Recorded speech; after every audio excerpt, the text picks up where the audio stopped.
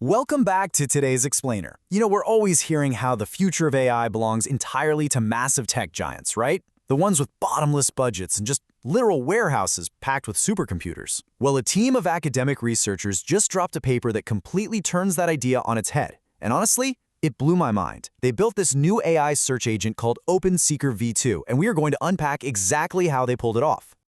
So let's jump right into the big question that this team from Shanghai Jiaotong University was trying to answer. Do you actually need a massive billion-dollar pipeline to build a frontier AI search agent? I mean, deep search, that ability for an AI to browse, gather, and synthesize complex info all on its own over multiple steps, it's absolutely crucial for any frontier model today. But getting there has always felt like this super exclusive VIP club. The whole industry basically assumes that state-of-the-art performance requires a mountain of cash. And there's this one quote from the report that really hit the nail on the head. They call it a closed-door game played almost exclusively by well-funded corporate entities. That perfectly captures the vibe right now. The sheer cost of development has created this massive wall for the open-source community. For the longest time, academic researchers and independent devs have just been stuck on the outside looking in. They just don't have the insane compute power or the proprietary data to compete. But this team, they wanted to see if they could pick the lock instead of trying to bust down the door. Usually, the industry recipe for these models is exhausting just to look at. You start with pre-training, then you move to continual pre-training on these massive datasets, then supervised fine-tuning, and top it all off with some insanely complex reinforcement learning. It is a grueling, compute-heavy marathon. But the OpenSeeker V2 recipe? It's radically simple. They actually bypass the continual pre-training and the reinforcement learning entirely. No joke. The whole formula just relies on feeding incredibly high-quality data straight into a single supervised fine-tuning, or SFT stage. That brings us to part one, the SFT-only hypothesis, focusing on data. The core idea here is absolutely brilliant. What if we fuel a simple supervised fine-tuning approach with highly informative, high-difficulty trajectories? Instead of just throwing raw compute power at the problem, they made the data itself the hero of the story. Think about it. Instead of forcing a model through millions of trial-and-error reinforcement cycles, what if you just hand-fed it a super-concentrated batch of incredibly complex, perfectly executed search missions? If the training data is difficult and rich enough, this SFT-only approach should, in theory, just work. Moving on to part two, the 3 simple data tweaks that became their secret weapon. To get this hyper-effective data, the team used 3 very specific, yet surprisingly straightforward tweaks. Step 1, scaling graph size. Step 2, expanding the tool set, which really just means giving the agent more tools to play with so it's forced to learn more versatile problem solving. And step 3, strict low-step filtering. Now let's actually break down what those first and third steps look like in practice, because they are absolute game changers.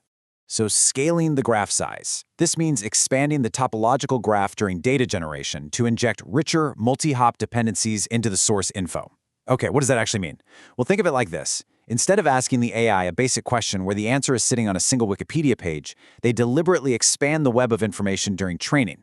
The tasks structurally force the AI to jump from one piece of evidence to another, connecting the dots across a much wider context. You're basically training the AI to be a lead detective, not just a librarian handing you a single book. Then there's the strict low-step filtering. This involves completely discarding any trajectory that can be resolved in too few tool call steps. It guarantees a minimum difficulty floor. Basically, if a training example could be solved in just a couple of clicks or a quick keyword match, they threw it out. Gone. By ruthlessly dropping all the easy questions, they made absolutely sure the model spent 100% of its time learning how to navigate deep, sustained information-seeking missions. It's like training with heavyweights only. And all of that hard work brings us to part 3, smashing the benchmarks, the triumph. So what happens when you train a 30 billion parameter model using only these tough, condensed data points? You get 10.6K. That's the magic number. They only needed an incredibly tiny data set of 10,600 high-difficulty trajectories to achieve state-of-the-art performance. I mean, in the LLM world, 10,000 data points is literally a drop in the bucket. We're so used to hearing about models trained on millions, if not billions of examples.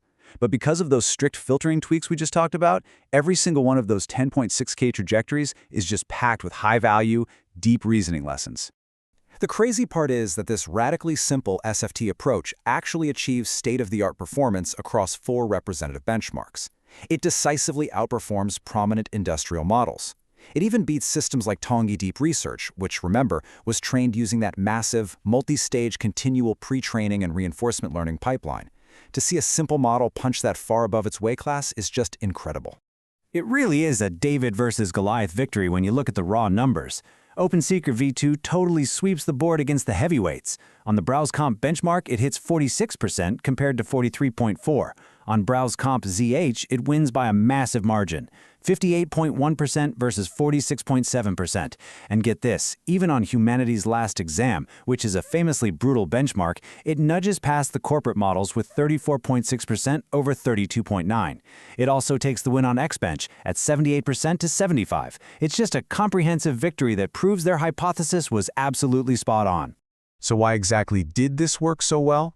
Well, the tool call distribution tells a really fascinating story. When you look at how many steps the AI takes to solve a problem, there is a massive shift toward longer, multi-step reasoning for OpenSeeker V2. The model was successfully forced to engage in much harder, longer horizon thinking. It didn't just give up early or spit out a shallow answer. It kept searching, it kept clicking, and it kept synthesizing until it found the real answer. In fact, that translates to a massive average of 64.67 steps per trajectory. Compare that to just 36 steps for the competing models. Just think about that for a second. The AI is independently executing almost 65 distinct actions, searches, and reasoning steps, on average, just to fulfill a single deep research task. That is the direct, tangible result of the strict low-step filtering we explored earlier. By forcing it to train only on marathons, the model literally became a marathon runner. All right, let's zoom out a bit for part 4, democratizing AI research, and why this all matters. OpenSeeker V2 is the first state-of-the-art search agent in its class, developed entirely by a purely academic team using only SFT. The crucial takeaway here, the so what of it all, is that carefully designed data quality can actually unlock those closed doors of frontier AI research for the entire open source community. This isn't just some niche technical win, it's a massive structural shift. It proves that an academic team, without the bottomless server budgets of a massive tech corp, can achieve top-tier results simply by obsessing over the difficulty and quality of their data. And they are paying it forward for the open source future. They proved the data quality completely trumps sheer compute power, and they fully open sourced their model weights so the entire community has access. Because the recipe relies on straightforward, supervised fine-tuning, it provides an easily reproducible baseline for future research. It shifts the whole battleground of AI development. Suddenly, it's no longer about who has the most servers, it's about who can curate the smartest, most difficult data. Which leaves us with one final, very exciting question. If just 10,000 high-quality data points can rival these massive billion-dollar corporate pipelines, what limits will open-source researchers push next? If simply tweaking the graph size and filtering out the easy questions can topple industry giants today, imagine what's coming tomorrow as the community refines these techniques even further. I hope this explainer helped you see the immense, game-changing power of simple, high-quality data. Thanks for joining me on this deep dive, and keep your eyes on the open-source horizon.